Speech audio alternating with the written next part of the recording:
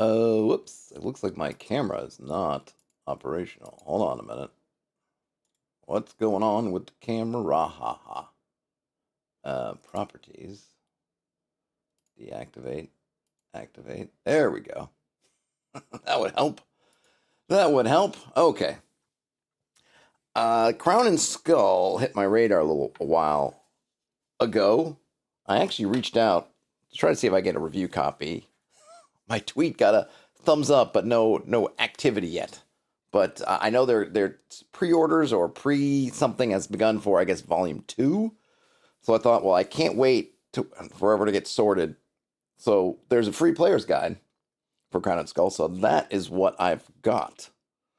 And it shall do us fine. At least give us an intro. Now, I don't have a huge... Oops, what am I doing? I don't have a huge history with Runehammer. I haven't really watched their channel. Where was I going to go? View full screen. I did check out their index card RPG a while back, and I liked it. I mean, I think there's some things they did really well. I know a lot of people really like it, and I guess Crown and Skull is. I'm not sure if it's an evolution of what was going on in index card, or I think it's something. I think it's kind of, well, definitely it's its own thing, and I have watched a couple, or at least some snippets of some of Runehammer's videos because I was actually trying to kind of learn more about Crown and Skull. And I guess it seems to me that this is sort of where it's at. That index card was a thing, and that thing is great, but it's kind of finished. And Crown and Skull is where things are going forward. If someone's in there and they know more than I do, let me know.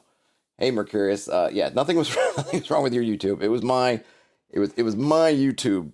My YouTube kung fu failed me momentarily. So let's see what this has got. Now, as usual with these things, I downloaded it this morning. Haven't really had a chance to go through it. I had been talking with Daniel, aka Bandskeep, about this because he has a copy of the game and he was really interested in it. It was kind of me discussing it with him that kind of got me intrigued into it. But I hadn't read anything. He told me some things about it and some kind of impressions, but that's kind of where I was at. So I have kind of vague ideas of things, but obviously this will be the first time sort of getting into the weeds with it. Let's see. I am at the very beginning. Okay, so this player's guide, I guess we get all the stuff that's in bold, and then the stuff that's grayed out is stuff that's in the full version, which is fine, as long as it really gives us...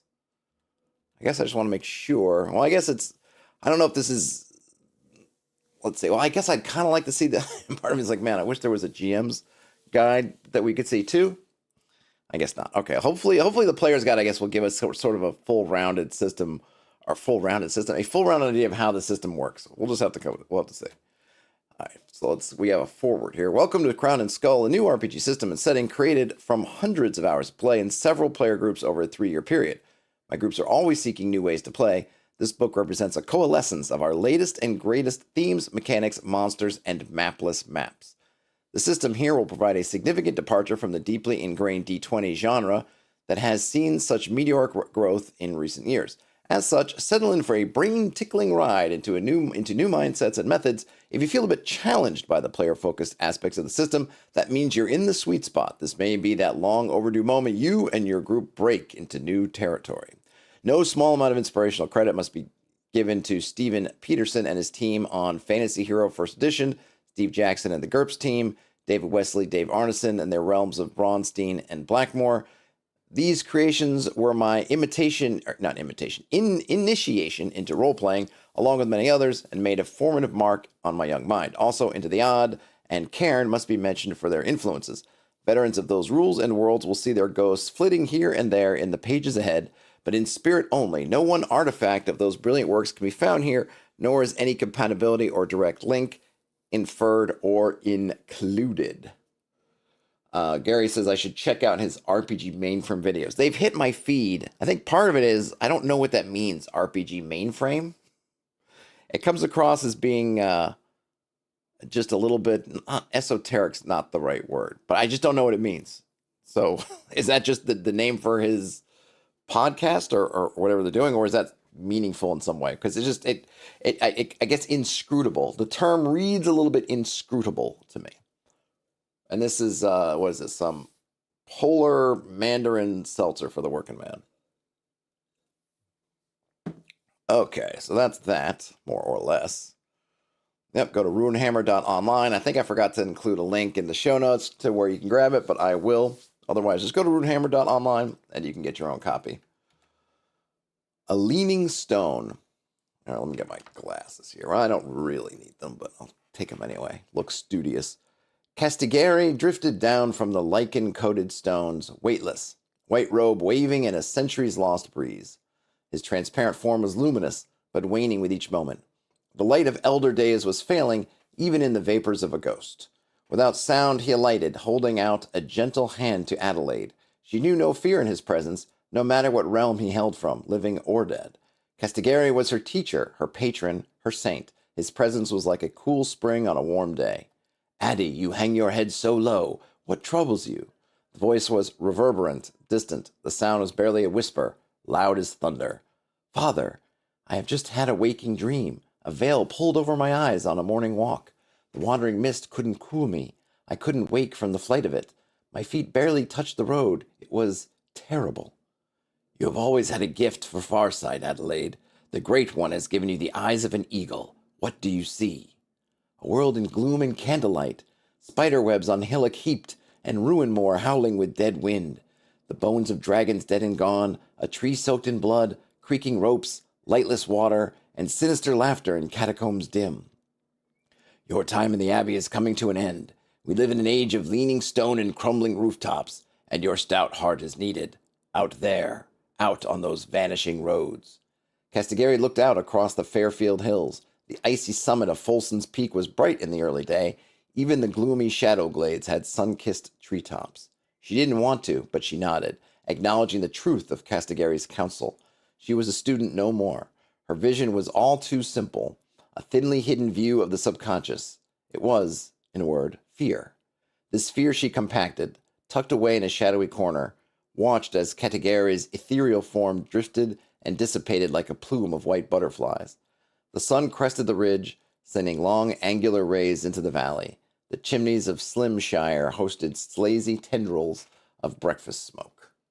All right, so there we get, I guess, a little bit of flavor, a little bit of atmosphere. Let's see, Raid. Hey, Raid says, is his store in Philly? I think his store is in Philly or thereabouts, talking about Runehammer. Yeah, he opened, and it was one of the videos of his, at least I watched part of, was his announcement, I guess, about the store or something about the store. But yeah, I think it is in Philly. Okay, Mainframe is his podcast. I see. I got you. Yeah, it's the name is just one of those things.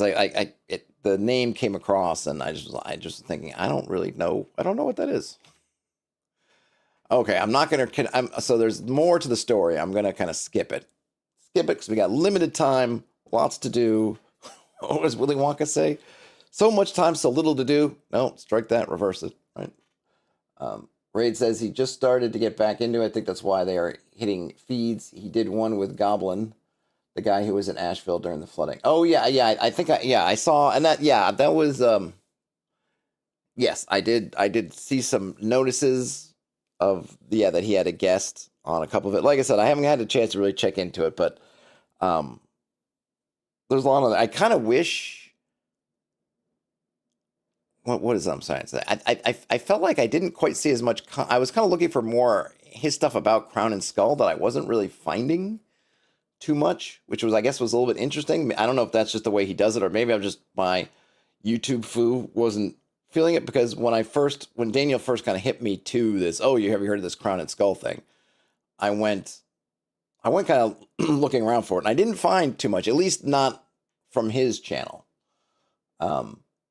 We'll see. Oh, Deathcap Stories has got their copy signed at the Runehammer opening event. Oh, awesome.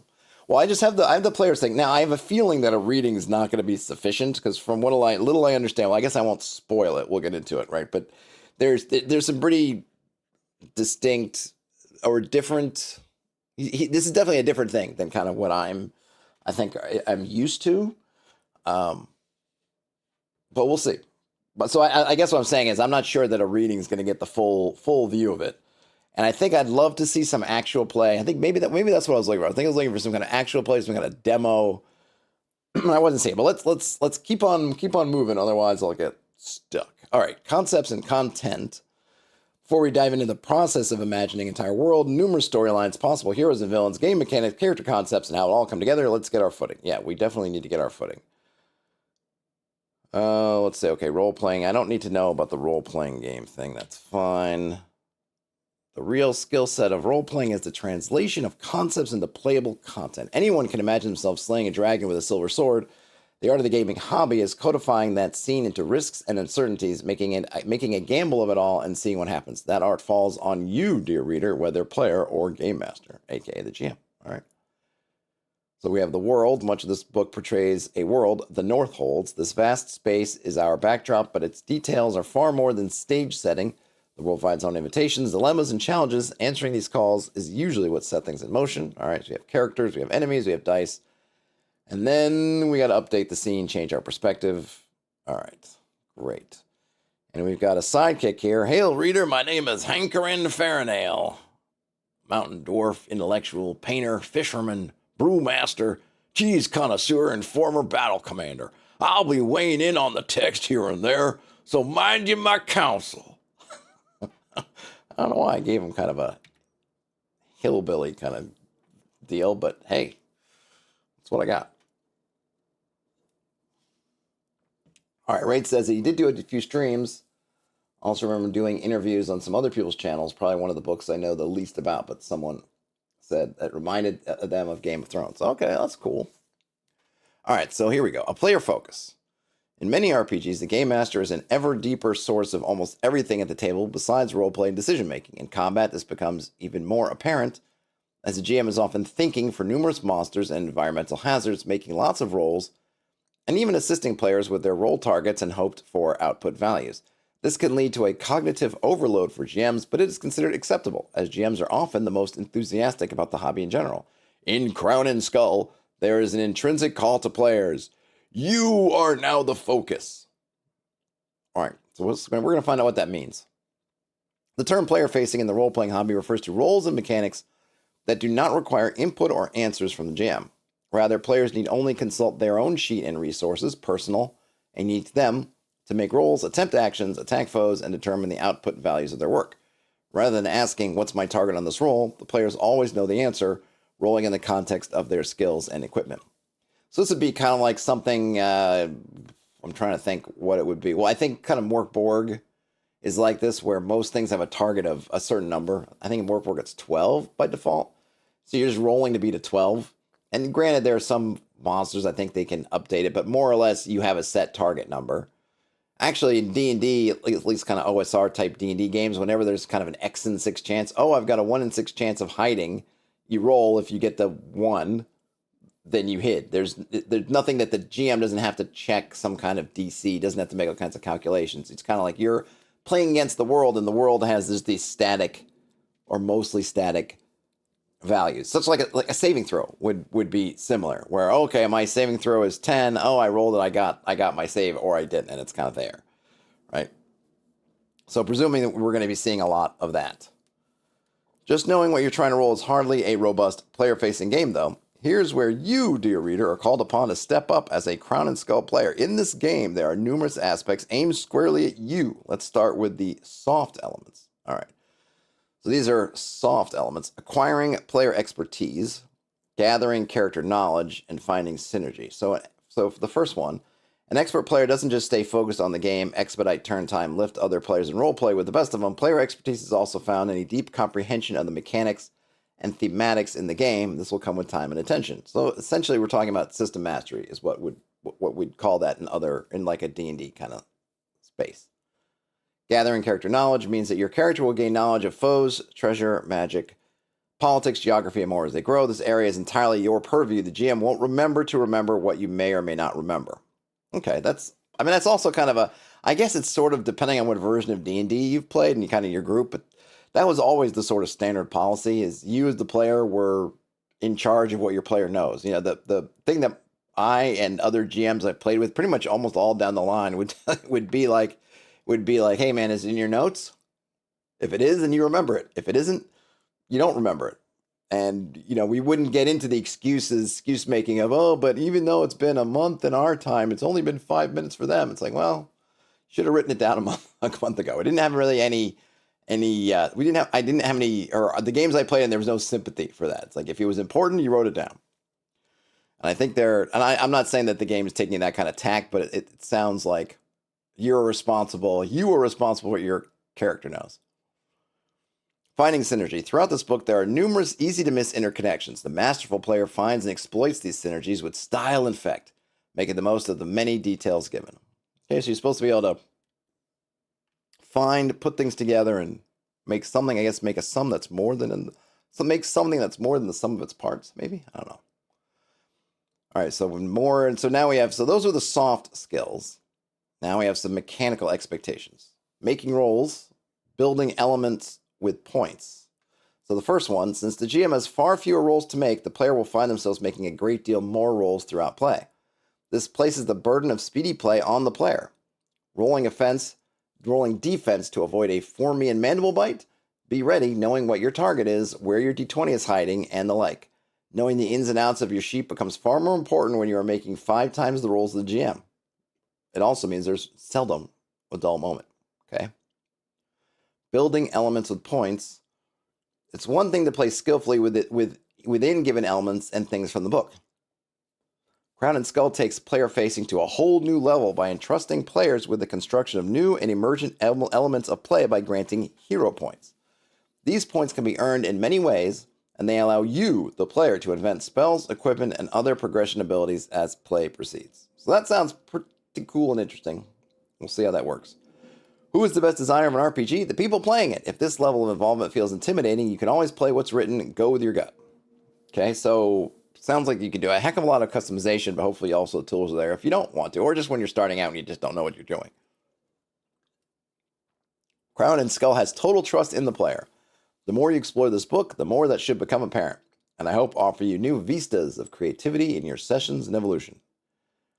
Synergy and customized flibbity-jibbity? Bah! I've got a silly accent to perfect, a million drawings of my axe to finish, and these chips to eat. I'll use gear, skills, and spells straight out of my tome. Thank you very much. All right. Thank you. Sidekick. The North holds. Okay, I'm going to skip over the history of the North, the sort of the background, the world background. Not that it's not important, but I don't know that in this kind of look, it is the most important thing. We can always come back to it. If I finish the rest of the rules in 10 minutes, we can come back. I will read the top bit because I think that gives us more or less the broad brush overview. Crown and Skull takes place in a realm called the Northholds.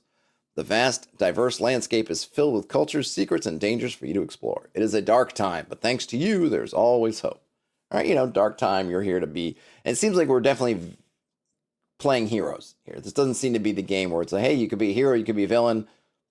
Seems like you're kind of solidly in the hero side, which I'm fine with. I don't know. I find sometimes the playing as villains thing to be a bit overhyped. I don't know if that's the word. It doesn't appeal to me that much, actually. Death Cap Story says lots of setting material. It's fine to skim or skip if the mechanics is the focus. Well, I think to get a sense of the system, yes. And like I said, and part of it also depends, which we just don't know yet, is how much the system mechanics and the setting are intertwined. Right now, it doesn't really. Just the little overview doesn't sound like that. It sounds like a pretty standard fantasy setting. I guess we'll see.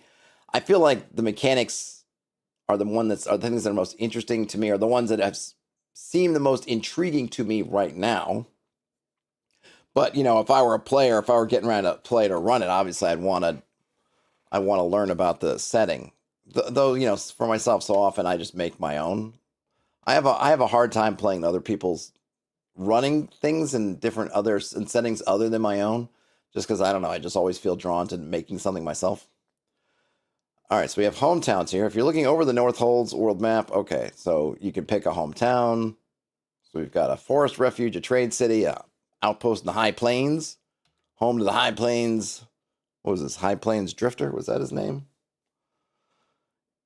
Game flow. Here we go. It's one thing to describe towns, dream adventures, or roleplay hero character, but this is a game, not just a narrative, governed by chance and rules. When dice are being used to create surprising events, govern conflict, or test character ability, you'll be playing in the following flow. All right. So first up, we have setting the scene, then phases and rounds, transitions and table talk. Okay, so setting the scene through a series of descriptions, reminders, questions, and confirmations, a great GM will pull everyone back to a specific moment where the story is waiting to continue. The Empire of Frogs is at your doorstep, rallying columns of warriors in the marsh. The Alderman has chosen your company to defend the southern wall, entrusting you with the safety of the mysterious old man called the Grimblegums. As the war cry of frog folk is heard, drums in the bog, we see our heroes at the ready. Grimblegums trembles with anticipation for the battle to come. Let's get into it. All right. Phases and rounds. So I guess that this is now, if we were starting a setting, that seems to be okay. I don't know if the setting the scene, I was thinking it more that's something you do all the time, every time you hit a new scene, but maybe that's it too. But their example is more like, hey, you're back for the latest session, and this is kind of your session opener, right? Is bring everyone back to kind of what was at hand when we ended the last session. So next up, phases and rounds. Once everyone is in the moment, the action kicks in. The great majority of playtime happens in phases, moving from player to player around the table. The GM will call the next phase and ask what you are doing. Descriptions become dice rolls and their hoped-for results. Enemies attack. The scene and terrain may change or escalate, and it goes on. And on it goes. A phase is one moment of action, a shared sliver of time between heroes and enemies. A round is one full set of phases for players and the GM. In the final seconds before the explosion, I bring my blade down on the evil commander. Victory is ours! All right. So, I know Shadow Dark does something. I don't know if this is similar. I'm not quite sure yet. If everything takes place in phases and rounds, or if this is merely for combat. But the idea is you have kind of I don't know if initiative, which you're going around, and right, everyone takes they're calling it a phase. We might call it a turn. Everyone takes a turn, and then once all the turns are done, that's one round. Hey. Okay, transitions and table talk. When a scene is concluded, the story will lurch forward. There will be GM descriptions, montages, player plans, and a short break. Players will be seeking means to rest or upgrade their characters. The GM will be revealing new truths, keep the danger pressing in, and offer a little quarter for weary warriors. When the transition is complete, a new scene will be set, and then begins again. Okay, so yeah, so right, so it's very much that sort of loop, right? So every time you enter a new scene, get the scene set, then you go into phases and rounds. Again, I'm not positive whether that's only for combat or not, and then you transition, take a break. It's interesting that it seems like there's going to be a lot of upgrading, that you're kind of upgrading multiple times in a session, which is interesting. That's definitely a different kind of flow than what I'd be used to. So Gary Burnett says that Shadow Dark was influenced by Runehammer. Okay. Yeah, I was going to say Shadow Dark does something similar in that you pretty much stay in some kind of initiative throughout the entire game. You're constantly in that kind of initiative order. It never breaks. My Shadow Dark information is kind of limited, but my understanding is that it's not something like in regular D&D where you're kind of free flow, and then when you go into combat, you then break into rounds and turns. It's that you're always in rounds and turns. Making rolls. Great games always include interesting and varied rolls for players. All kinds of moments will call for rolling dice in the categories below. So we have flat rolls. Test simple, unmodified luck. The GM may call for a flat roll. This is simple rolls made on a D20, rolling at or below the target or opposing roll to succeed. You grab a hold of the anchor chain to pull, but a fish man is pulling from below the waves. Let's see who can roll lowest on a D20. Okay. Player declared skill roll. Often during play, you will announce, I will roll my jump skill to leap over this creek, or some equivalent. Roll D20 or below that skill's listed value to succeed. In some cases, a difficulty penalty will reduce the skill's value. Note that many specialized or athletic actions are simply not possible without a working skill. You strain to bend the bars, but without a muscle skill, you accomplish nothing. So a couple interesting things here is this is a very different, I think. So the old school OSR type rule, or not even really old school, but kind of the OSR type thing, right? That maxim. I don't even know if it's a maxim technically, right? It's that you don't call for rolls. You just say what you're going to do. And this really is true kind of, I think, oftentimes I think this is for all the D&D games. Maybe it's not even an old school thing, but even especially something like 5th edition too, right? You don't tell someone, I'm going to roll and do this. You say, hey, I'm going to leap across this thing. And then I, as a GM, will tell you what you need to roll, if anything. So there are a couple of, the 2 points there is one, you are, in this kind of ideal way the game runs, you don't know exactly which skill I may ask you to run. You may think you're going to say, oh, it's going to be athletics dex. I might say as a GM, actually, it's athletic strength, and I'll tell you why. Or it's a con check. I don't know why it would be, but maybe it's because it's something enduring about it. I don't know. And then you would kind of roll, and maybe you would have some back and forth. Presumably there'd be some conversation if you said, well, hey, I was really trying to sort of be at my dexterity and not just brute strength, because I'm very dexterous, but I'm not very strong. Kind of figure that out. But that's how that, but you would say what you're doing, then we might have a conversation about what you roll, and then you roll. Oftentimes we look at it as kind of poor player behavior when a player says, I roll this thing to jump across a thing, right? Because sometimes it's not appropriate, or we don't know. But it's interesting here that they're kind of flipping it on its head, where this is exactly what they want you to do, is to say, hey, I'm using my jump skill to leap over this creek and then roll the dice. So kind of just a little interesting note there. Let's see. Raid says that way back when he was Drunkards or Dragons, he used to have initiative around the table, and his rooms were like scenes and had a timer and a challenge rating for everything in the room. Yeah, I think, Raid, that's pretty much the index card RPG system in a nutshell, I think. Yeah. Right. Yep. And then also to clarify, everything in the room was the same challenge rating. Yeah. That part about index card where there was I think having a CR that you can call upon for a room, I think is interesting. I can't say that just reading it, I was a huge fan of everything in the room has the same CR. Having not played it, it didn't seem appealing to me. But I think in terms of that kind of ease of use, and plus, I don't know. I think and I think it's going to be interesting here, right? So we have a lot of things that are flat, because the whole point with the CR is it's kind of dynamic. And okay, in a room, you get in a room or a scene, and you have all this CR. So that is, maybe it's interesting because here he's taking a different approach. Whereas in the index card approaches is that as you're preparing your dungeon, you're coming up with these CRs. But then once you have a CR for a room or a scene, it's kind of set, and you don't have to think about it. You can just look at your card and say, oh yeah, this is a CR 12 room, so bam, it's 12. Whereas this one, it's even kind of simpler. You're not setting any CRs, and everything's pretty much going to be set by the player's skill. They're rolling against the world, and the world essentially has one CR, which is kind of going back to that sort of X and 6 or a saving throw, something like that, where you're not, when you roll a save, especially classically against something, it's not that you're not rolling versus, it doesn't matter if you're casting to dodge out of the way of a dragon's breath, rolling save versus dragon's breath. It doesn't matter if it's an ancient red dragon or a little wormling or somebody that just has some other kind of dragon. It's all the same, right? You make it. Now, maybe the effects of you missing are much worse if it's an ancient red dragon versus a wormling, but in ultimate, the roll itself, it doesn't matter. And it seems like maybe there's some kind of combination going on here where we're bringing some of that up and not even having the variable CRs per room, but we'll have to kind of get further into it, I guess, to see. Deathcap Story says, always guessing difficulty can slow down games. It was nice just making a roll and knowing that CR. Yeah. But, coming from, like, my perspectives, like, I don't have any, right? But it's a different thing. Like, I don't mind. I like having some kind of variable difficulty.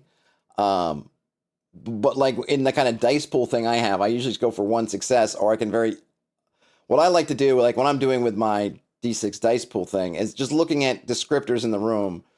If it's just one thing, then it's just one success. If it's something but like it's super hard, okay, you want to knock down that door, it's just wood, that's one success. Oh, it's got iron bands, so you need 2 successes. Oh, it's also, I don't know, been fused in place by a spell, maybe that's 3. Like I found a pretty easy system to manage that kind of difficulty, but it is a challenge, right? You don't want to do CR necessarily. And you want to keep it. So how do you do it? And there are definitely different ways to manage it. But oftentimes, a lot of it's just you just need to roll that, whatever that X and 6 is, just roll it.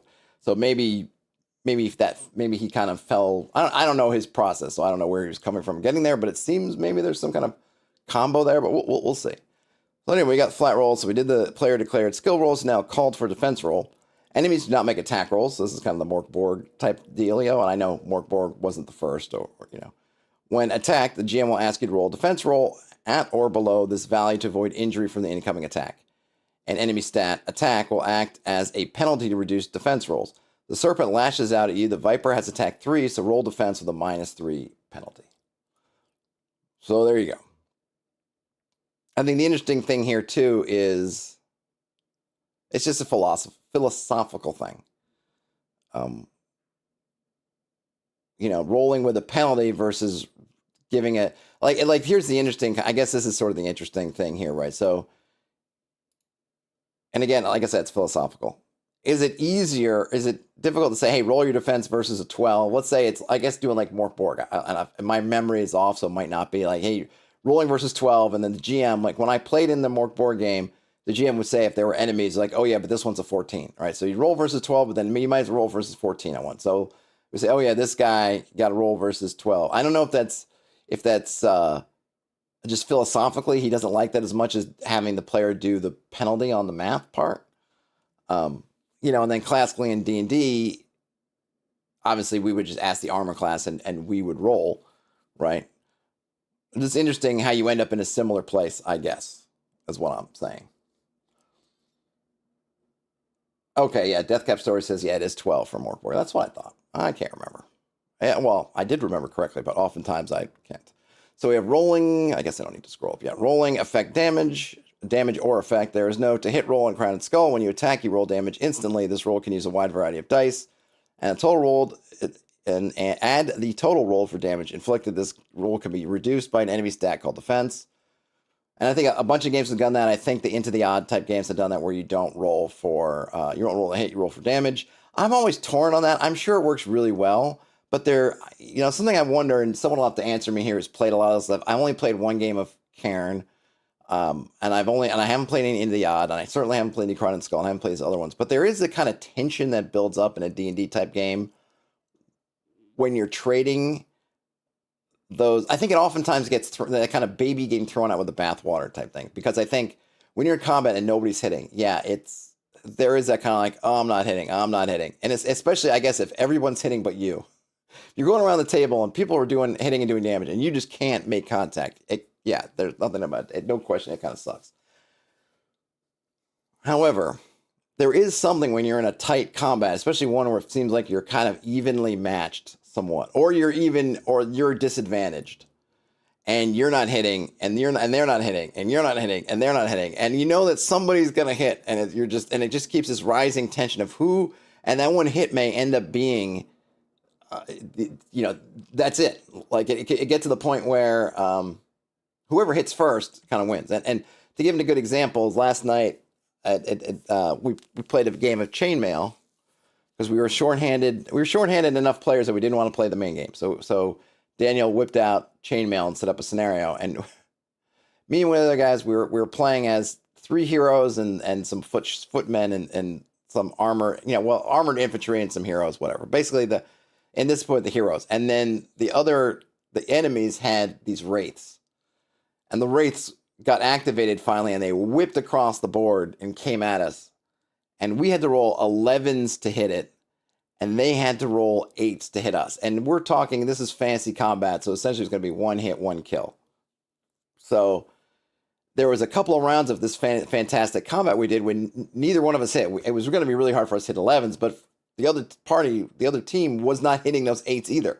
And there really was this kind of rising tension of who's going to do it first. Now, that wasn't the only thing happening in the combat, so we'd have other choices. And also, it goes fast because we're rolling 3 dice because we had 3 heroes, and they're rolling 3 dice because there were 3 wraiths. So it was also kind of a fast-moving thing. But that would not have been the same, or it would have been different if we were getting worn down because we were just getting damaged.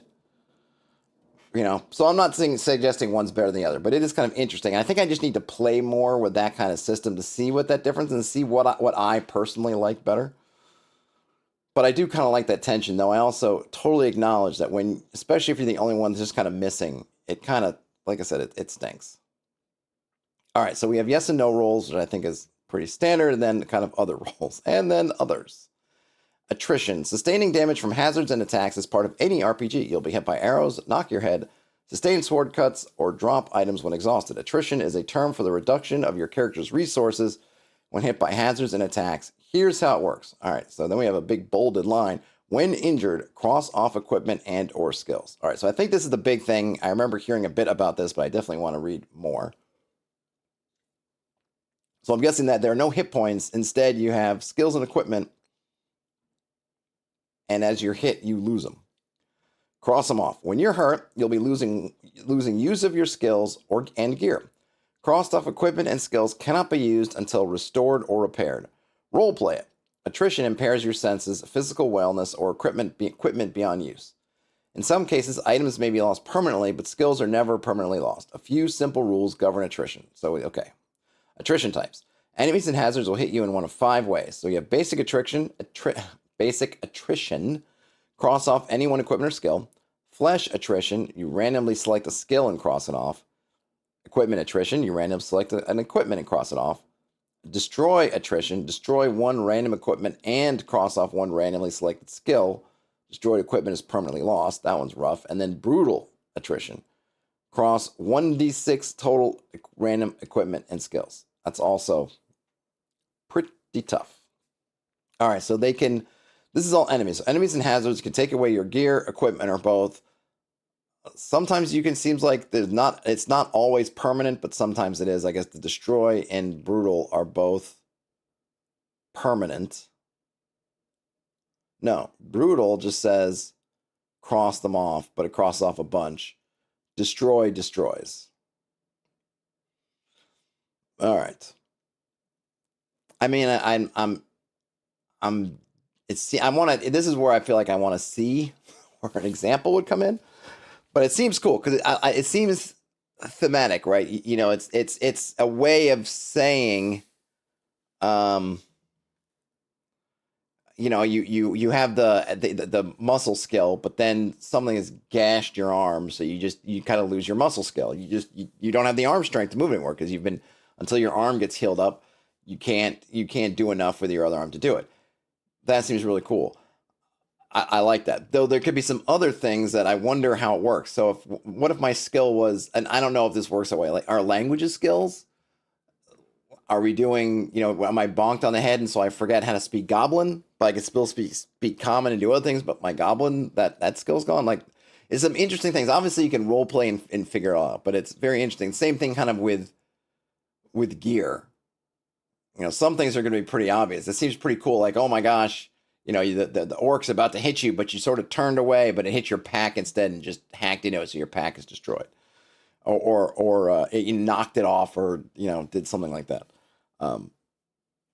But, you know, can you do that with just a little pouch? Can I have a bunch of little pouches and do that? You know, does it work with anything, or is everything the same?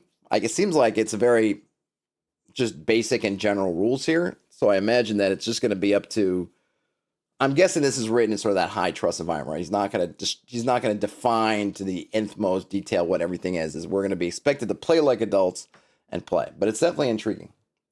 Deathcap Stories says kind of similar to Karen when crossing off inventory slots. I have to go back and read Karen again, so I'll take your word for it, but it makes sense. I do like the idea of equipment and things being a little bit more fragile in that way, because oftentimes in a D&D type game, you just kind of get where it's just like your gear's with you and nothing can ever happen to it. And in fact, if stuff does happen to it, it's almost like somebody's cheated me. Who is cheating me with my gear? But this I kind of like, is you're putting that gear in play, which adds a nice tension, I think, to your dungeon crawls. Ian says there's more rules for equipment and stuff and what counts. Okay, cool. It's not a huge deal. We'd have to just adjudicate it. I'm just curious, you know, is what the deal is, because I would definitely want to make some things about it, because I'd want it to be meaningful. Like, I feel like in this kind of game, my sense is that you want it to be kind of meaningful and not be like a joke or turn it into some kind of goofy thing.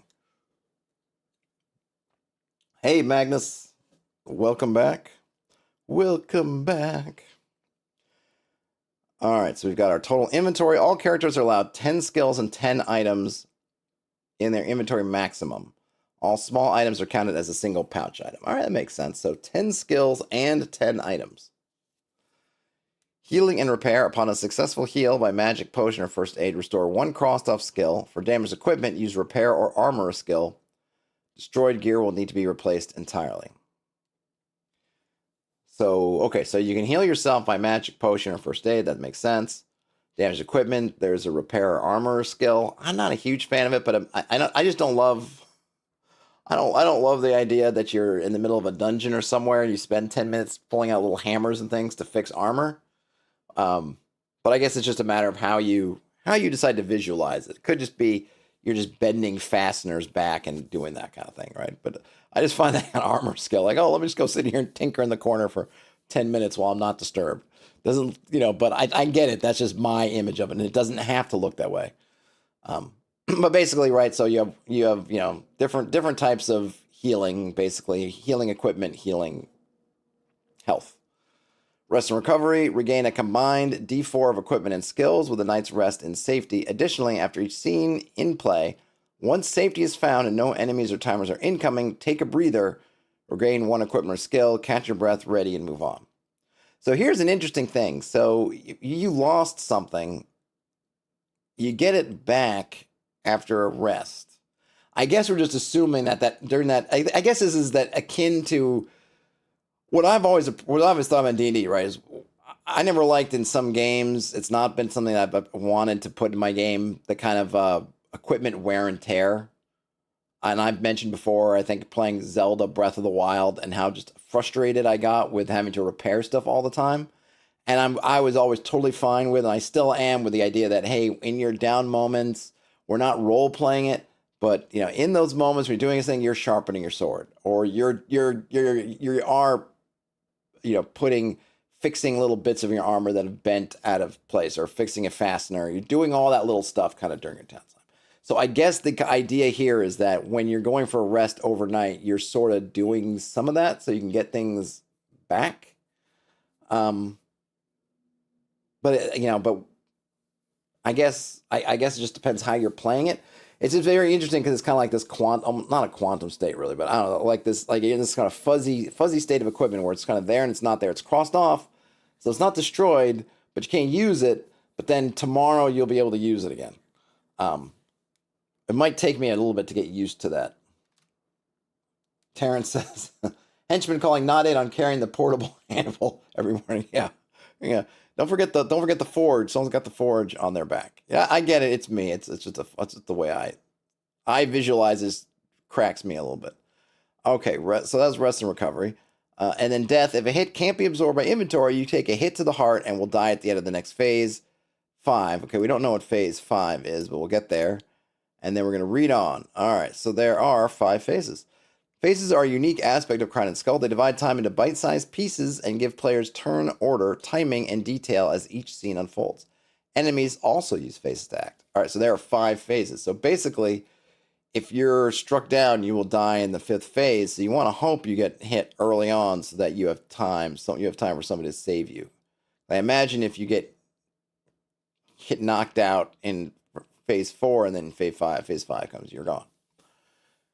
The 5 phases. Think of phases as cool moments in an action scene. A collection of these moments is called a round. Which phase a hero takes action is a meaningful choice for timing and strategy. There are no held actions here, as in many RPGs, and your phase is locked for the encounter once chosen. So choose with intent. Okay. So you get to pick your phase, but once you pick it, it's picked. And I'm guessing we're going to get into reasons why you wouldn't want to all go in phase 1. Choosing a phase, generally players will agree on which phase is best, especially after a few battles inform their decision. What phase a character chooses can be changed, but not mid-combat. Players can also choose the same phase. Track your choice on your character sheet here. So you would put down an X next to the phase you want. On your phase, when your phase comes up, it's your turn. You have 3 options. You can move, you can perform an action, you can hurry. Okay. I noticed we've kind of jumped right into the combat stuff. I'm kind of curious how the non-combat stuff works out, but maybe it's just sort of that free-flowing bit again. Or are we suggesting here that every scene has some kind of combat? And maybe combat can mean hostilities, different types. Like people will run social encounters as sort of combats, or different objectives trying to achieve. But interesting that we sort of jumped from straight into the combatishness. Okay, so on your phase, you can move elsewhere in the scene, about 6 inches of table space. A small sidestep move is allowed without using one's phase. Perform an action. So you could either move, perform an action, or you could do hurry, which means you're going to perform and move an action. But by hurrying, they gain your defense suffers. Hurry can only be used for a move plus action combo, not dual action, dual moves. There's no double move. Enemy phases. Foes will act in 1 to 3 phases per round. A monster attacking in phases 1, 3, and 5, for example, will keep an entire team of heroes occupied. Anytime enemies and heroes share a phase, heroes go first. All right, so I guess you can have a big monster that attacks in multiple phases, or maybe you could have different groups of monsters that attack on different phases.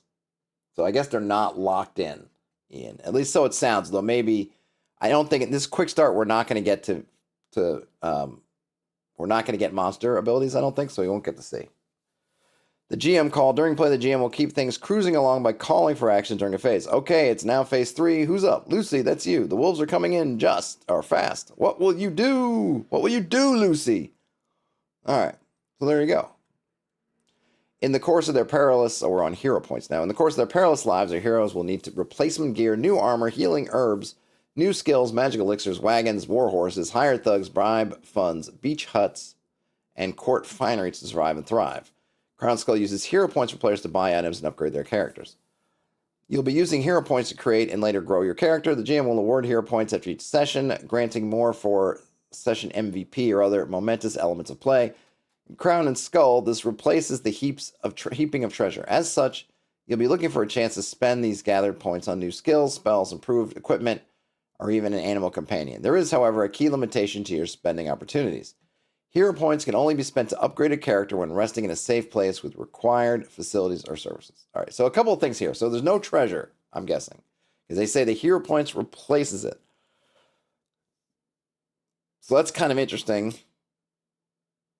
and it makes me wonder about what are the kind of adventures that we're running here, because obviously from sort of the D&D-ish standpoint, that going after treasure is a big deal. Either primarily it's just your primary purpose, you're out for treasure, or as a secondary thing. It's like, oh yeah, sure, we're here to help the prince or the princess or the king or the queen, but oh, by the way, won't it be nice all the treasure we get along the way?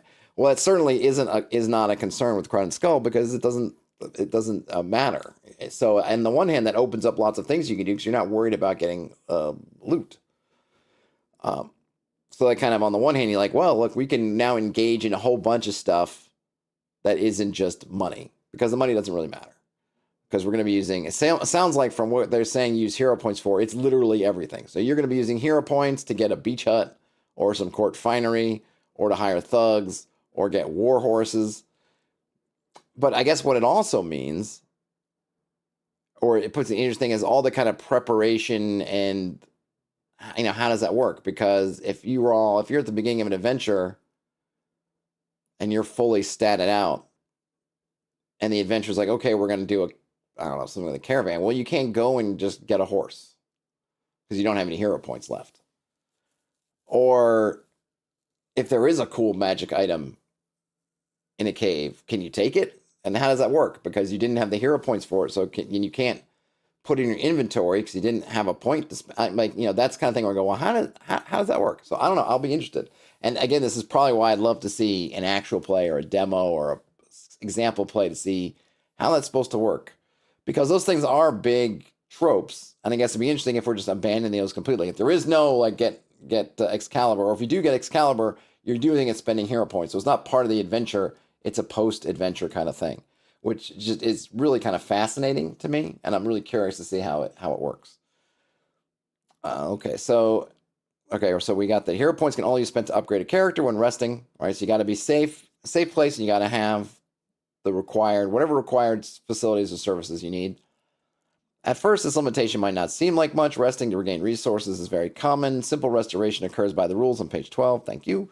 Spending hero points is a different matter, requiring rest, safety, skilled people, special equipment, training, or technical services to perform. In short, spending hero points is not just rest, it's an active state of character development with more specific requirements than rest and safety. Lovely the Griffin says, is you're not enough of a hero to afford this sandwich. Yeah, so I think probably what we're gonna have to say here is that, and that's the other thing, like right in the OSR space, we're often maybe consumed by the minutia of things like, well, you got to need money to get through the day. So how do you get right that loop of, well, you need money just to pay for stuff like a sandwich. So you need to adventure to get money to get through, and kind of that's at least the beginnings of the game loop. I imagine here is that stuff's not our concern. We're not concerned with eating sandwiches. Maybe if you were, I mean, I would imagine that would be, I would feel very sort of disappointed if I had to spend a hero point to get lunch. So I'm imagining that's not a thing. That kind of day to day, you assume maybe, I don't know, to just be able to get by on the day. I'm not sure. So, but yeah, there are definitely some interesting intersections of this kind of hero point idea with some of these other ideas that are maybe ingrained with me in terms of how we're playing these games and what we're doing. And I'm definitely interested to see how it plays out. Oh, Terrence, but it says hero sandwich, but Yep, get the hero roll. You got to be a hero. Upgrading or creating new armor may require a forge, anvil, or capable blacksmith. Improving a falconry skill requires meeting with a local expert. Upgrading a magic skill might be achieved by reading from age-old tablets or dusty tomes. This limitation, combined with a life of travel and danger, should make the spending of hero points a milestone moment for any character. Can it be a town?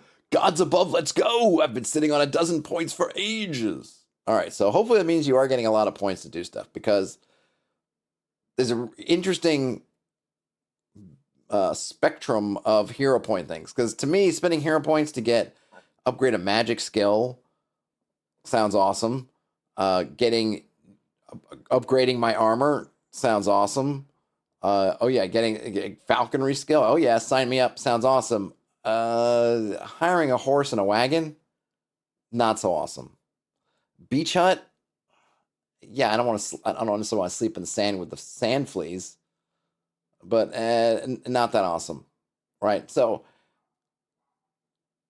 how is that going to play out? And if I'm a player, I guess you just have to figure out how that's going to work, because if I'm the player who goes in and spends their hero points on the beach hut that we need for practical purposes, and then we get to a town and the players who didn't spend any points for that are getting magic skills and new armor, and I'm like, well, I got a beach hut.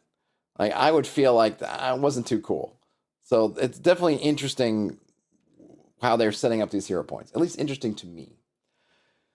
The extremes. During play, things get intense. Some rolls are all but impossible. Death can be all too close. Defeat imminent. At times like these, the extremes of the game are your only chance to know them well. All right, so you can negotiate. We have critical success and failures. We got hero coins. Basically, I think this is like inspiration. They let you re-roll and roll entirely, maximize maximize the damage or output of an attack or effect. And then, let's see, so we have a note here about metagaming. In an effort to overcome or outwit the odds, players may find themselves metagaming, that is, using their overall knowledge of game mechanics to exploit details or loopholes. This has two forms, one good, one bad. The good kind of metagame means players use deep knowledge of items and mechanics to maximize their chances. The bad kind, often called cheesing, employs hard-to-believe or flimsy methods to make things easy or gimp the game. Leaping from a rock to earn a deadly attack, great. Patting your hero with ham sandwiches to absorb attrition, not very cool. My fighter has 10 skills, all at value 3. My inventory is mainly free biscuits. I also carry a bag of backup biscuits. Dude. All right, so obviously here is the, saying almost practically, really explicitly, though, say it that, hey, don't be a cheeser. So basically, yeah, don't try to game. So it seems like what you're saying is, I guess, two things. It seems like from this paragraph. One, it's okay. In fact, I think he said early on, he's encouraging you to get your deep knowledge of items and mechanics to maximize. Like that's good. We're not putting in a bunch of safeguards to stop you from making this cheesed out fighter, but it's a cheese, so don't do it. Right? Just don't do it.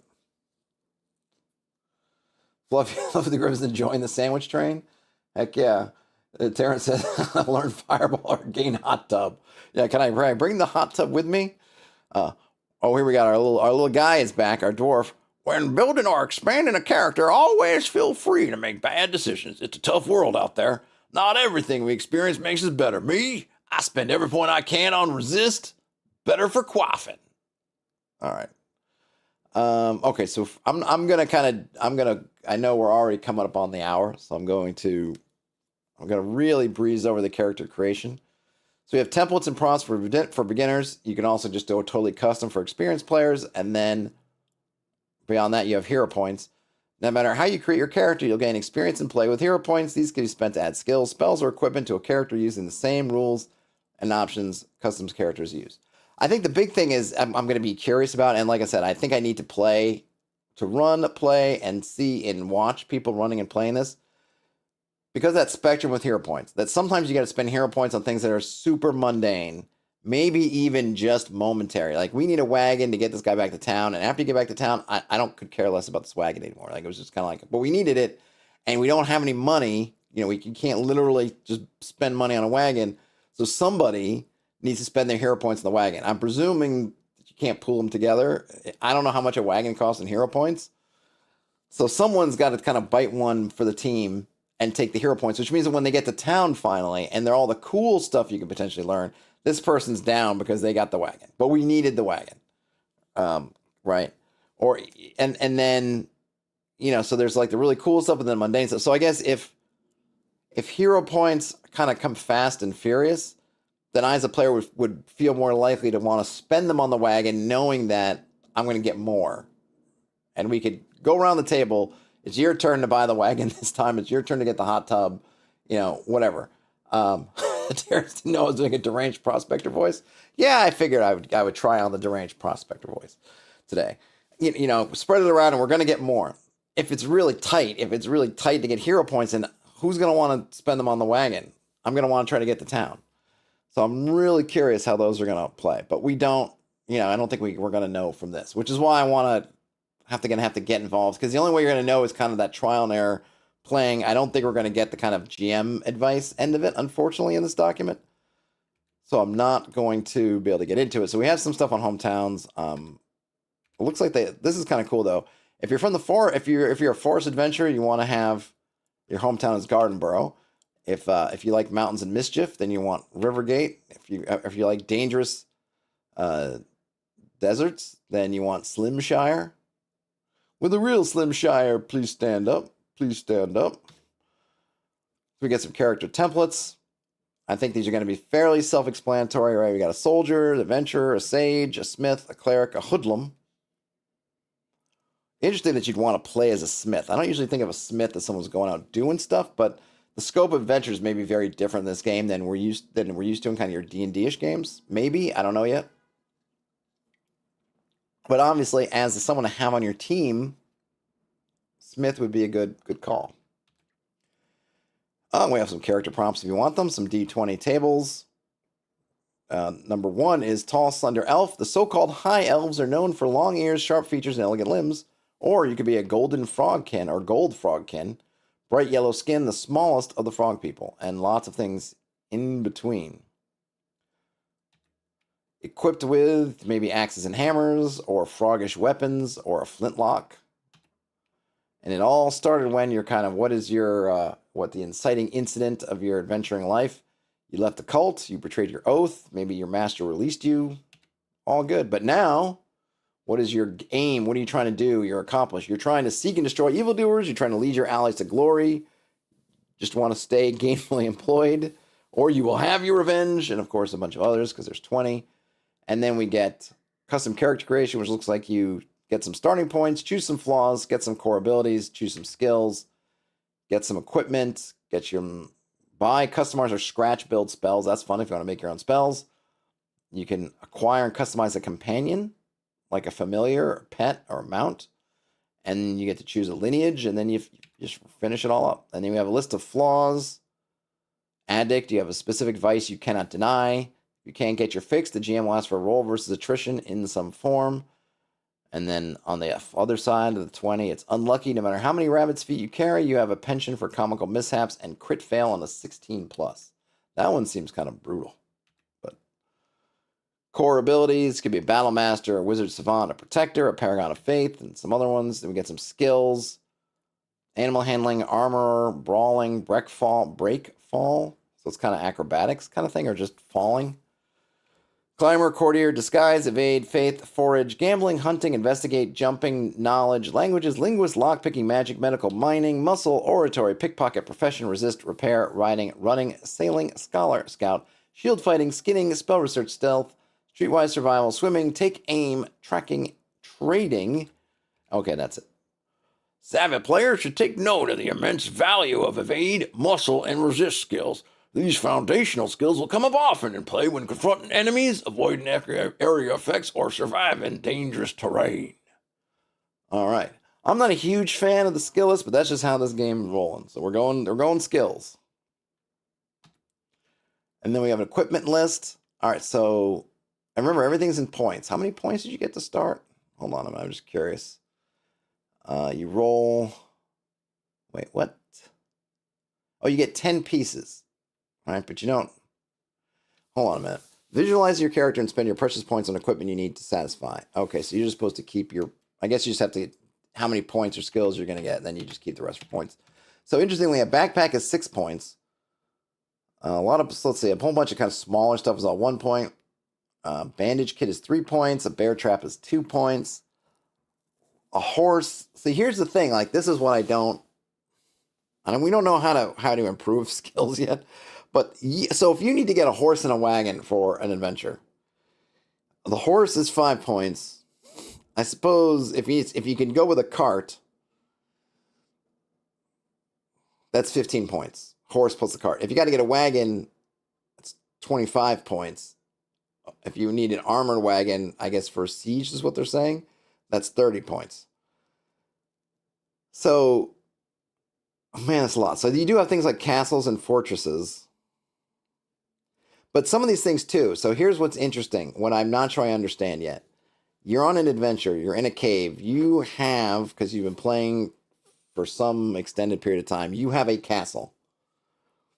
Does that castle get crossed off your inventory or destroyed from damage you take in a dungeon somewhere? Like, what does that mean? Like, how does that work? You know, you were struck low, so you have to, so something gets destroyed and you roll randomly and your castle comes up.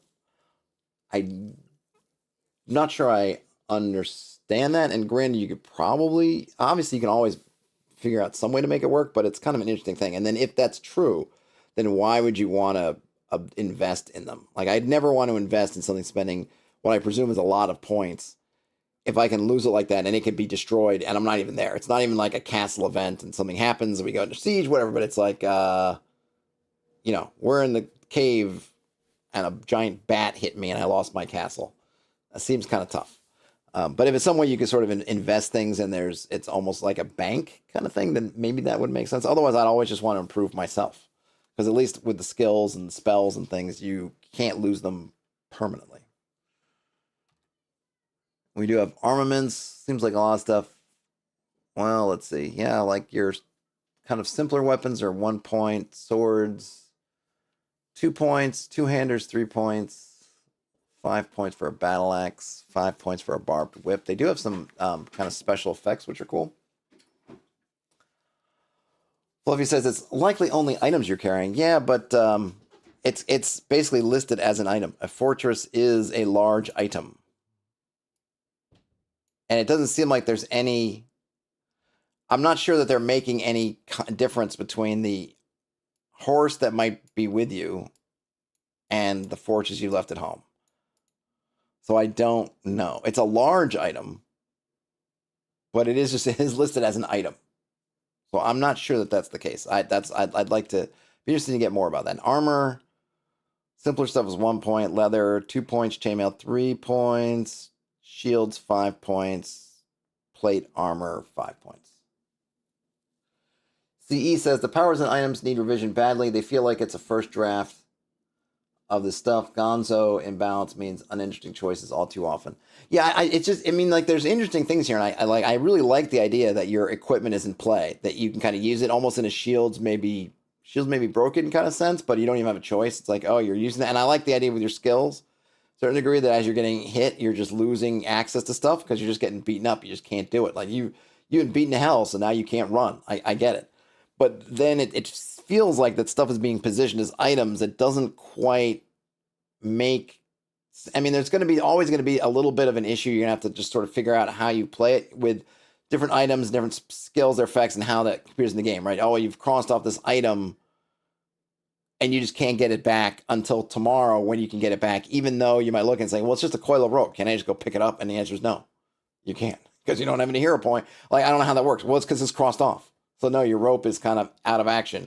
But then if I go sleep in the inn overnight, I can get my rope. You get rope back, and it's like, yeah, that it's interesting. And I'm sure what it really is, you have to kind of turn your mind to look at it a different way. And so like, okay, it makes sense. Like it's almost more a narrative thing than looking at like, but I have a free hand. Can I not just pick up the rope? It's like, no, you can't. But then it's pushed even further in a sense with other things like making everything an item, even basically real estate. You can end up in a similar spot where you have to, it's on your list. It's this large item like a horse. But if I left the horse at home, or if the horse is outside and I'm in the cave, I get hurt, but I lose the horse. Like, maybe that makes some sense. You say, well, you screamed out, the horse ran away. Like, okay. That maybe it doesn't make as much sense when I'm maybe 2 levels down inside something, the horse is still a mile away. Like, well, did the horse hear me from a mile away and then run away? But, okay. But then now you push it down to castles and things. It's like, I got this castle. How does that work?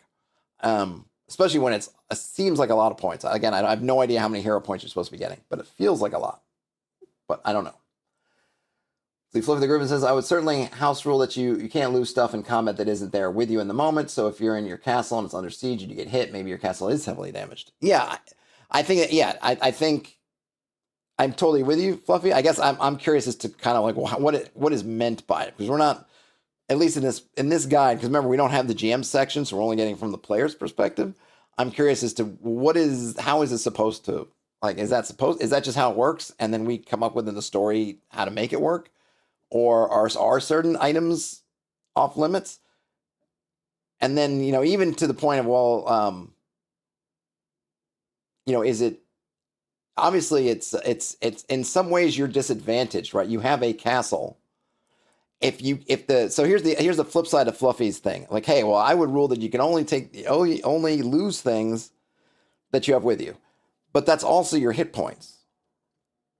So if you say, well, the castle's not in play, the castle, my horse, the wagon is not in play, then instead of having 20 hit points from 10 or however many hit points, I've basically lost 3 hit points because I invested in those things that aren't on me. So again, I'm not sure. Like, there's definitely some.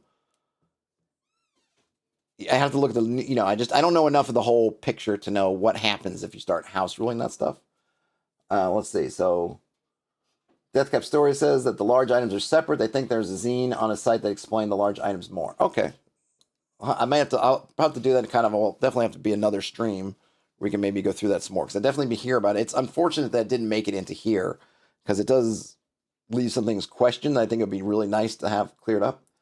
CE says, losing access to your skills when you need them most kind of feels bad to them, especially because it takes a ton of points to make those skills worth it. Yeah, I think there's probably 2 ways to look at it, right? Coming from the old school kind of D&D type thing, there's that concept of you can always leave and come back. Now, I don't know if that's what he's going for. Like, if you're in the dungeon and you come up against something and you lost your lock picks, and you can't, it's something that you can't, there's only way to get through it, and that's to pick the lock. And the thief goes, yeah, but my lock picks, I lost them, or whatever happened. In sort of an OSR game, if we were playing BX, the solution would be, we'll just go back to town, we'll do some stuff, and then we'll come back re-equipped, make sure we have lock picks, and we'll come back and take the door down. Or we'll try to go around and we'll save this for later, kind of thing. In a lot of narrative games, it doesn't make sense because they're not built for you to be going back and forth to the dungeon a bunch of times. They want to have you push through. That's where you get a lot of the more kind of fail forward type stuff, because it's just not the way the game is built. The way the game is meant to be played is they mean you to be experiencing the dungeon basically just in a forward flow. So they don't want you to leave and come back or do something like that. I don't know yet what this game wants you to do in that way. It seems to me, the way it's kind of laid out, it seems more that kind of narrative flow is we're going to kind of keep moving forward, and we're not going to be doing a whole lot of that.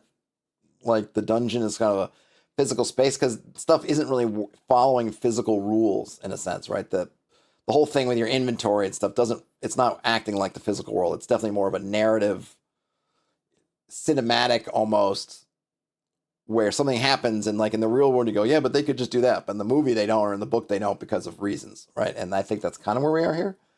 And then Bryce asked, how many players is this supposed to be for? And yeah, I think Ian commented standard group. Yeah, which is my understanding. My understanding it's just standard folks. Okay, so army and defense, which I'm going to...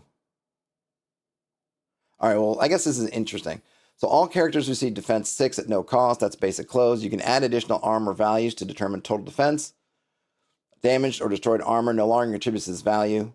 So you can have backup armor. When loading up on armor, duplicates can be carried, but only one type of body location can be worn to boost defense. You can't wear 2 helmets. That said, backups can be carried in your 10 item slots, but only one of a type or type or body location counts towards your defense. Backup armor is just as vulnerable to attrition as worn armor or any other equipment. This gives tank heroes many vectors of strategy. So this is going to be something that's going to seem kind of goofy a little bit from depending on your perspective. So yes, you could carry around a bunch of breastplates, and then they aren't eating up your inventory. So there is a cost associated. It's not free like you could think about in D&D where someone's like, well, if we're using shields shall be splintered, I'll just carry around 50 shields. It's like, well, you can't do that because you physically... I mean, granted, in most games, you wouldn't let you carry 50 shields anyway, but in this game, you can only have X amount of something, and if you're carrying that, it means you can't have nothing else. So, like, that doesn't even work. And then, you know, it's not like you can keep spamming the shields. When hit by an enemy, you can cross off a piece of armor as your attrition. Most commonly, this means the armor is damaged beyond use. Some foes with corrosive or sundering attacks will destroy armor, not just damage it. Delete the item from your inventory permanently, right? So if you cross something off, you might be able to get it back, and if it's destroyed, it's gone. And then, let's see, the armor skill. All heavy armor fighters worth their weight are trained in the repair of armor. This skill allows an armor user to self-heal with a successful skill roll, fall back, strap down, dented bracer, and charge in. And then precious space. With the tightly limited inventory of your character, you'll find that there is often little room for armor, forcing the kinds of tough choices that make teamwork essential, right? So you're not going to be able to carry around a bunch of armor. So presumably you could, but you probably wouldn't want to. The one thing I'm not sure it doesn't really say is if you're carrying 3 breastplates, when you cross off one breastplate, I'm guessing you cannot then just activate the next breastplate in line. That's basically something outside of combat. That would be the way I would handle it, but he doesn't specifically say you can't do that, but I'm imagining that inside of a combat phase, that's a little bit more than you can do. I carry 3 shields most days and a canoe paddle for good measure. I find that schlepping the damn things is better than fighting back a pack of ice wolves with a pair of mittens and harsh language, but that's just me. All right. And then we get some custom equipment with some just sort of point values. All right, so we have some gear effects. We have some... I'm going to skip over the spell creation. Seems very cool. I'm out of time. Out of time. You're out of touch. All right. Yeah. Custom spells. I'll have to come back to custom spells another day. Acquiring spells. Companions. So they have 3-point companions or small animals, 5-point companions, medium-sized animals, 12-point companions or large animals. Or retainers. So 5-point companion would be the same as if you were getting a horse.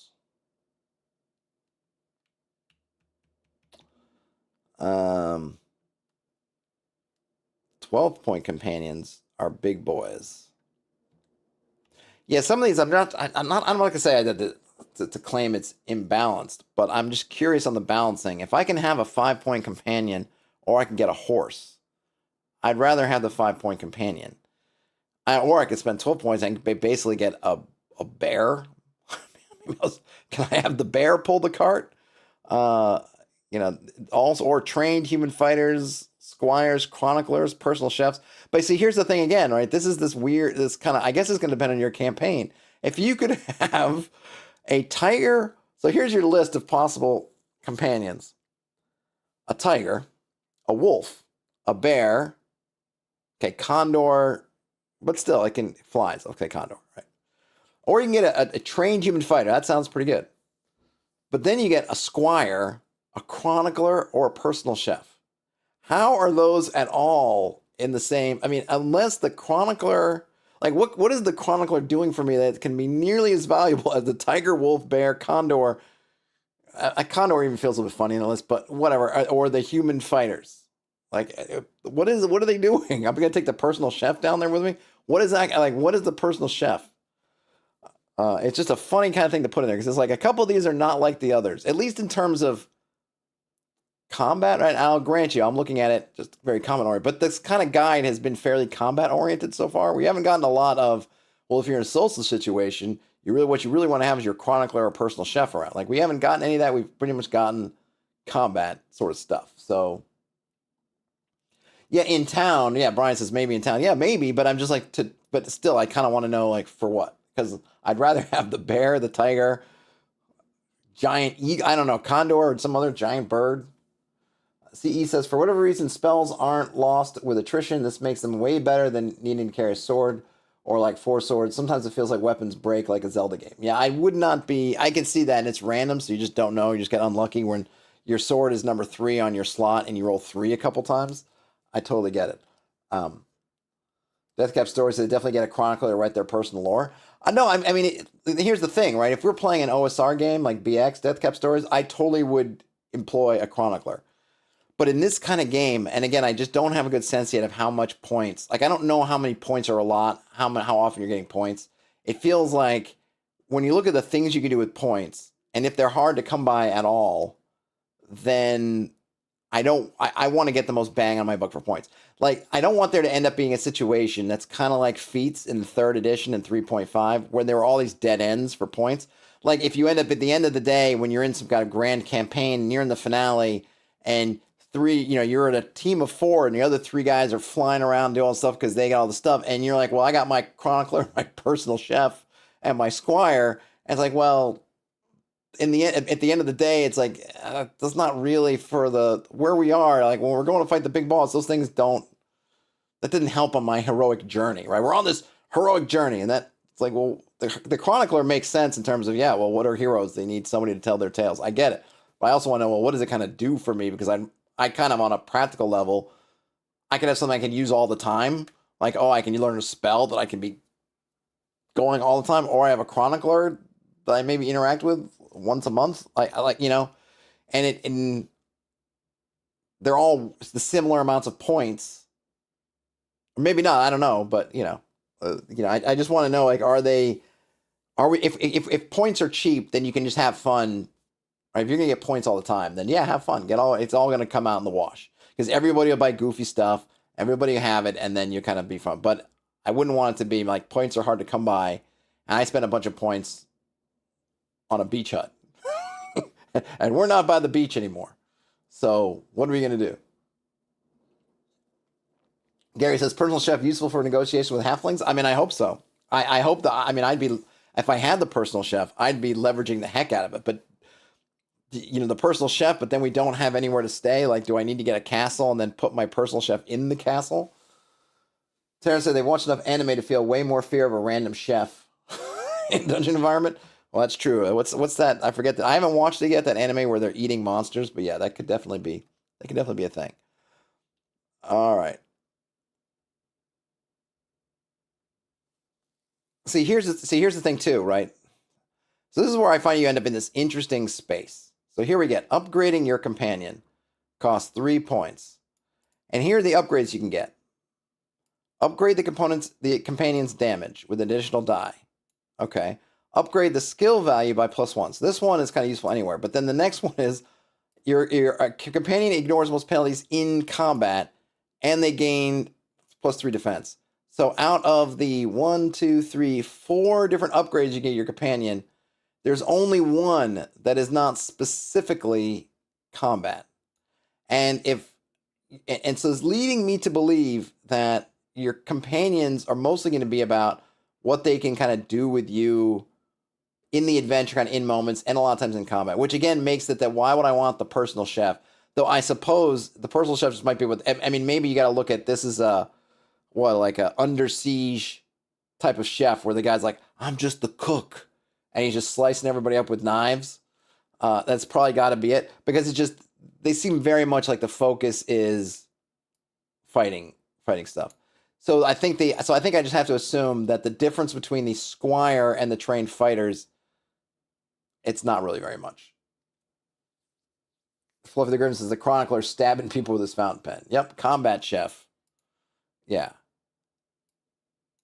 For sure. And you can also get some limitations, which get you some points. So you can make them frightened, or they're somehow sought after by other people. You can have a feral chef. Look out for my squire. He's gone feral. Funny. Okay, and we got a lineage, which is basically your kind of species: humans, elves, stout folk. I'm guessing dwarves, proudfoot. I'm guessing that's hobbit stand-ins, and frogkin. And then let's see. You could also use this kind of, I guess, a discovery type tool to do some stuff. All right.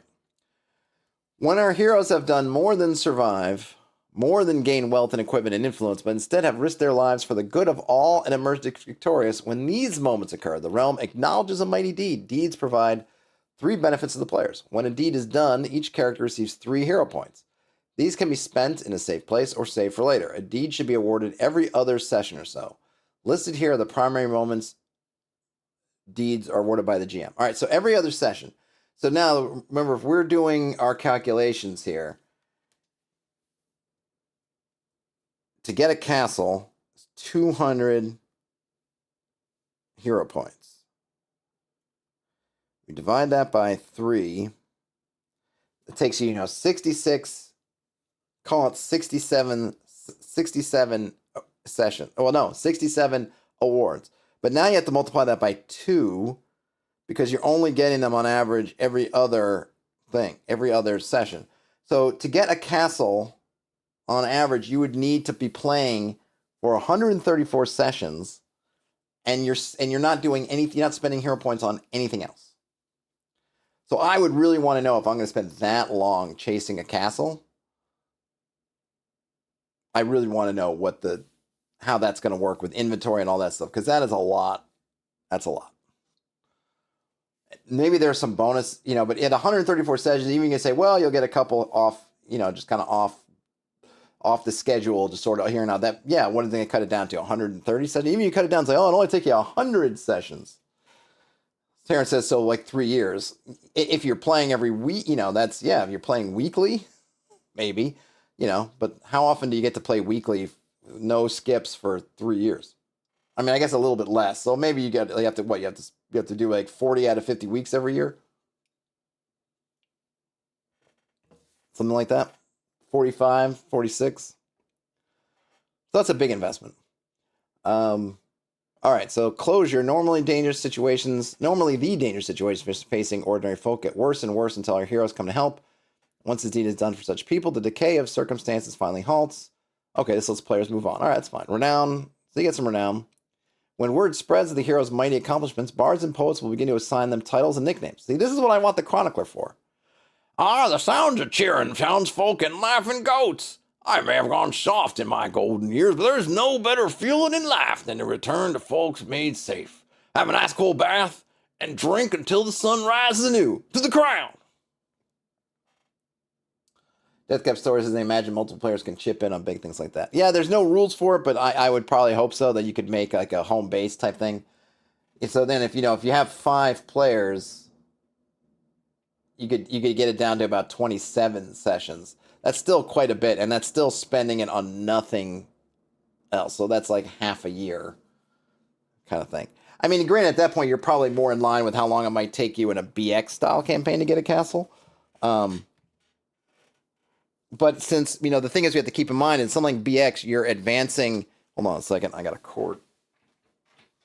Remember, something like BX, you're advancing independently of this. Hero points are kind of your main way of advancing. So when you're spending 26 sessions as a team on the castle, you're getting nothing else.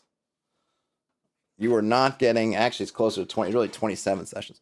You're getting zip outside of it. So you better hope that's what you want, and then, it counts as one item. I definitely want to read that zine on the large items, because it's really interesting the way they're doing it. So we renown, 3 deeds, 5 deeds, 10 deeds. So 10 deeds would take you about 20 sessions. For some groups, that's an entire year of campaigning. Yeah, so over a year of playing, potentially, to get that. At this stage, our heroes are renowned as legend. They become part of the world lore of the Northholds. They are offered a fortress. All right, so then you don't... Well, I guess... See, then why even have it on the... Okay, so it kind of becomes moot. So you can, instead of spending 200 to buy the fortress, you do 10 deeds, and then you can get a fortress, village, or outpost by a lord or lady, or you can be granted it. Some folk even kneel or swear fealty to such heroes. Titles for renown at this level could be lord, baron, duchess, archduke, or high priest. Okay, so I'm not sure then why you would have that on the inventory things you can buy list when it seems like it's much clearer the only way to really reasonably get it in any kind of reasonable amount of time is to accomplish 10 Ds, which basically this feels like, okay, now you've entered the domain play thing, though. I mean, it seems more like you're kind of sunsetting your character. Though maybe not. It says at this level of play, our protagonist will be ready to take on the largest perils of the day, playing with kings and generals to end wars, slay titanic monsters, protect the ascension of the royalty, so on and so forth. Though, it seems that maybe you get the high level where you want more than one castle, and that's where you're buying it. But that's a lot. That's just a lot. It just feels like, man, or I just keep doing 20D, 10D blocks.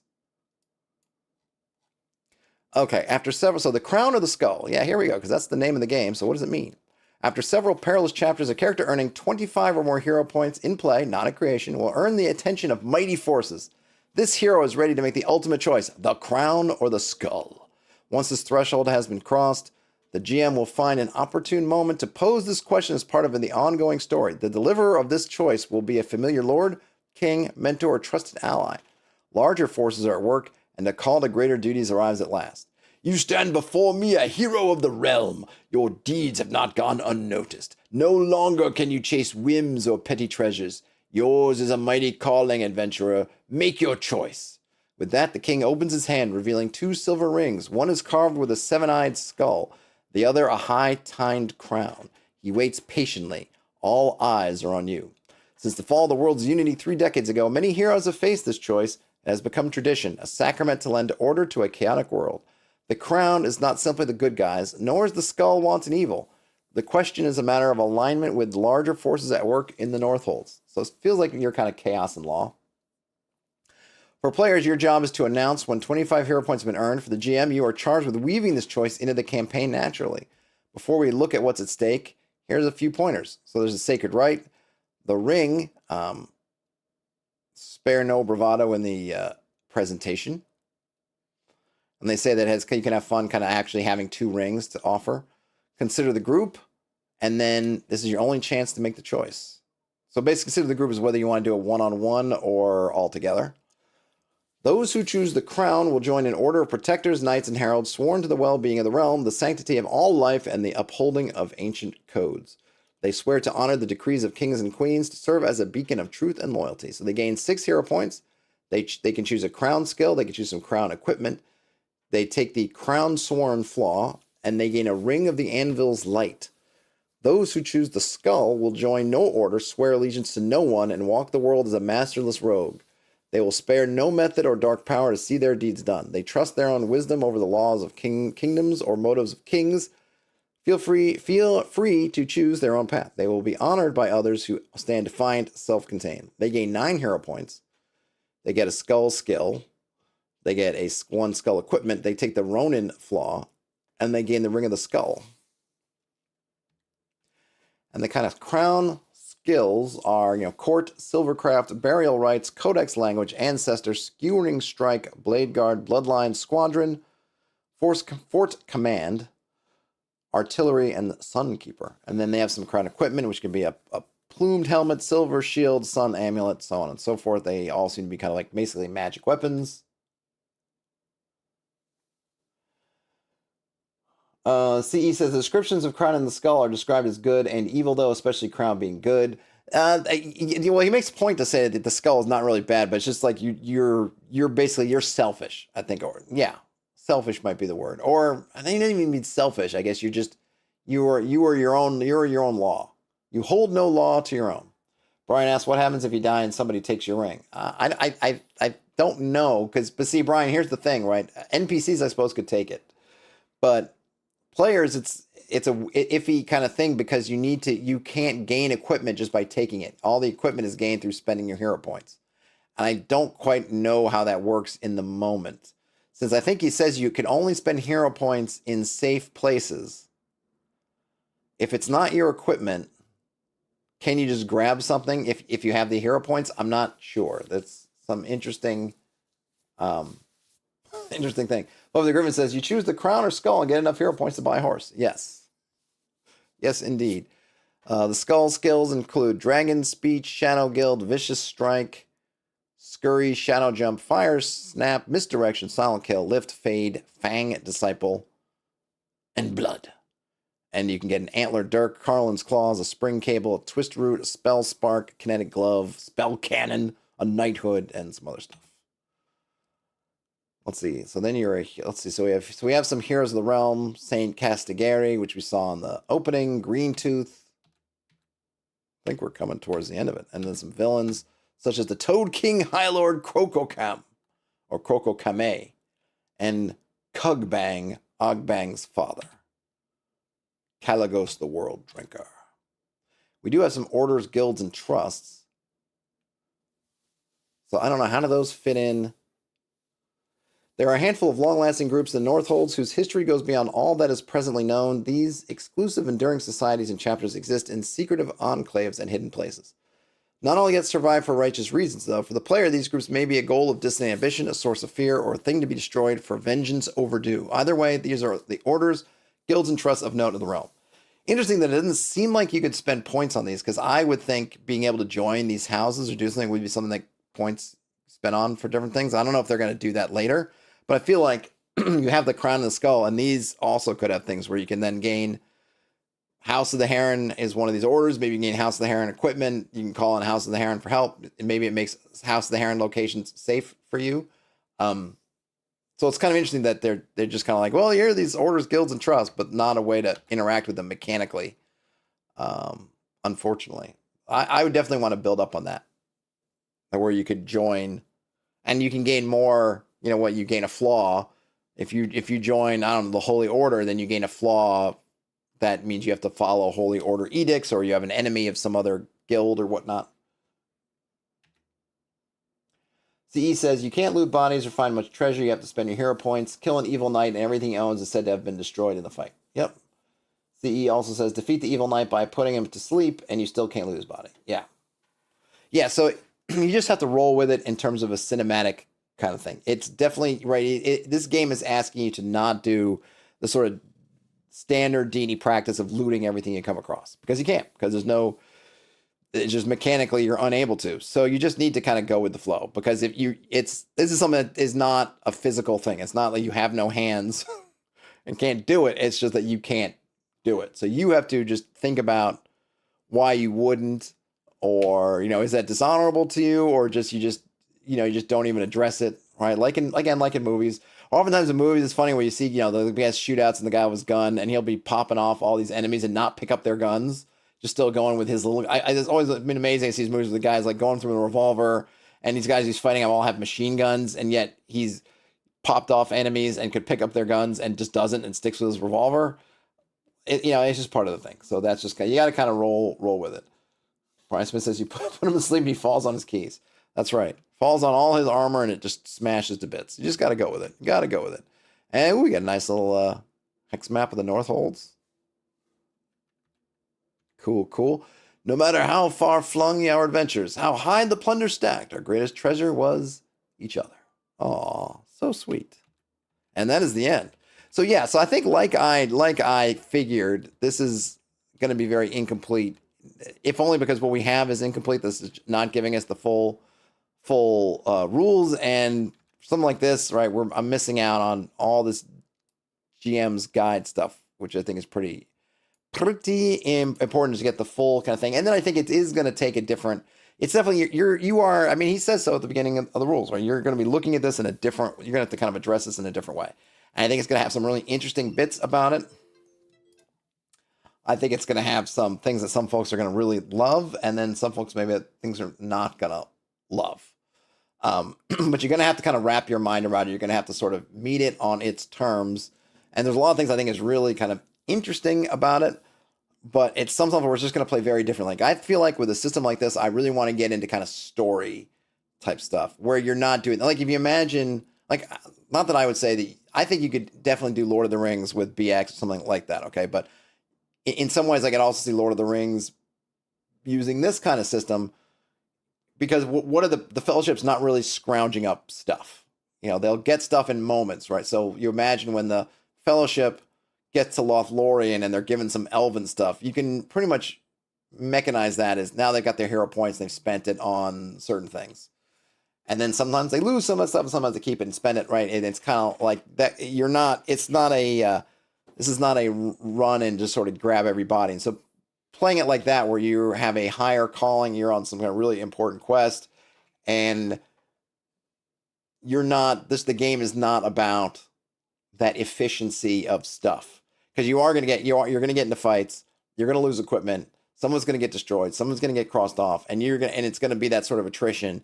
And you're meant to be rolling with that and how your character is dealing with that sort of narratively in the moment, and not like, hey, I could just pick up more rope. Like, well, I lost my rope. Can I just go pick up his rope? It's like, no, you can't. And you can get your rope back. It's like, well, you're not really supposed to be, don't think about that part about it.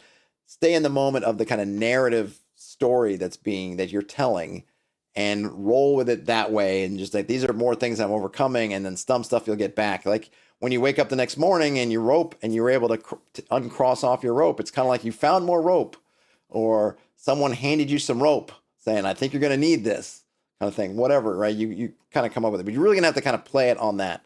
And some of the things, like I said, the large items, I'm not exactly sure how that's going to work. And like I said, that spectrum of hero points, where some stuff seems really fantastic that I'd want to spend it on, and other stuff I'm thinking, like, why am I going to spend... Why do I want to spend? I mean, you think about it, you get all the way up to the point where you've gotten 25 hero points, and you take the Crown of the Skull, you're getting 6 points or 9 points. It takes you 2 sessions to get 3 points. So I don't want to spend those on a beach hut. Like, I'll sleep in the sand. Sand chiggers, come get me. I want to spend it on the good stuff. Or I don't want to spend it on a wagon. So I don't know how that's kind of balanced. And this is where I'd like to see some more, like, well, how are people playing with this? What is Runehammer's game like when he's running this? What was that? Did they just get a wagon as part of their quest? Does it count as an item? How do those things work in terms of your inventory? If I've got the horse and the wagon and the beach hut and my inventory, and I'm in combat, does that, even if the beach hut's 50 miles away, is it getting clobbered because I take damage? Like, how does that work? I don't know. I'd like to find out, though. Brian says, old Ropey came back. Yeah, Ropey always comes back. Brian also says they like the vibe it's going for. And yeah, also says that the loot was the friends you made along the way. Absolutely. Raid says that One Ring second edition hand waves a lot about equipment. I wouldn't doubt it, because it's not super central to what's going on. I have the One Ring second edition, and I know I looked through some of it, so I do want to do more with that too. But I definitely am interested in more. I'm going to see if I can get more of Crown and Skull, but this was a kind of a fun start. I'll be curious. Let me know if you guys were interested in this, if you guys have picked it up or bought it or intend to, or what you guys think of at least the bits of the rules that we saw this player facing one. Like I said, I'd really like to now read through the DM's part of it, but we'll have to see how that goes. Whew. Okay. Anyhow, that's all I got, folks. I don't think I have anything. No, I don't have anything else. I got a lot of stuff going on, but nothing else to really say. So just have a great rest of your day, night, whenever you end up watching or listening to this. Game on, everybody. And I'll talk to you.